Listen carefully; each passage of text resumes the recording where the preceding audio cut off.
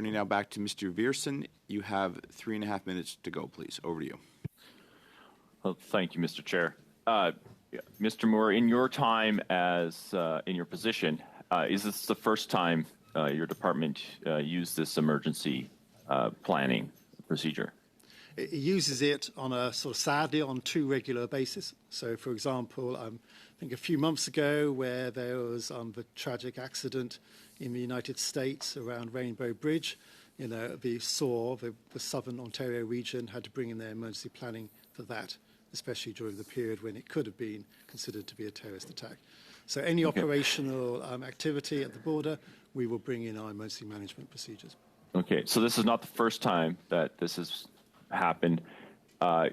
It seems unique then that there would be a general COVID fund. Was that unique? So it was unique, but it was also a product of what we were having to do. So, for example, we had to increase the cleaning of our ports of entry and to do it twice a day rather than once a day. We had to secure, with the help of a public health agency and PSPC, all of the PPE. We had to buy sanitization cabinets to allow the officers to actually steam, clean their tools and things like that. So lots of different things. It was a very broad fund. It was a very broad fund covering a number of different activities. Okay, so you would say like a COVID slush fund.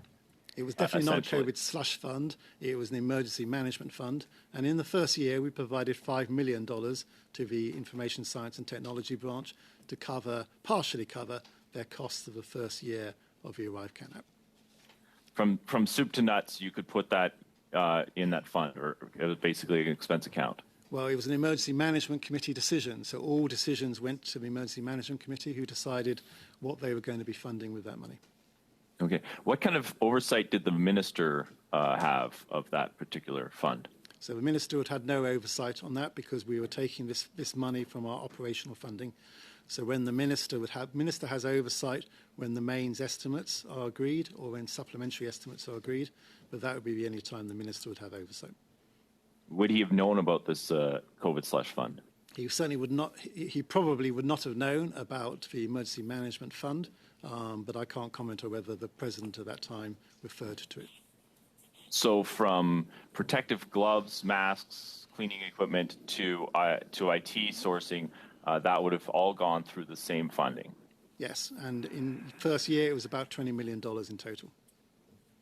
And so you can see how the Auditor General would have had a challenge in dissecting this particular slush fund.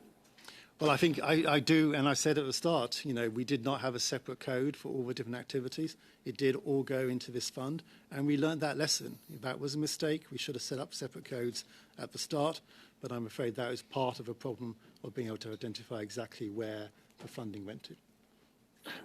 Hence, the conclusion that this was a slush fund rather than an emergency management fund. Mr. Chair, I think that's my time. Thank you very much. That is, Mr. Viersen. Thank you very much.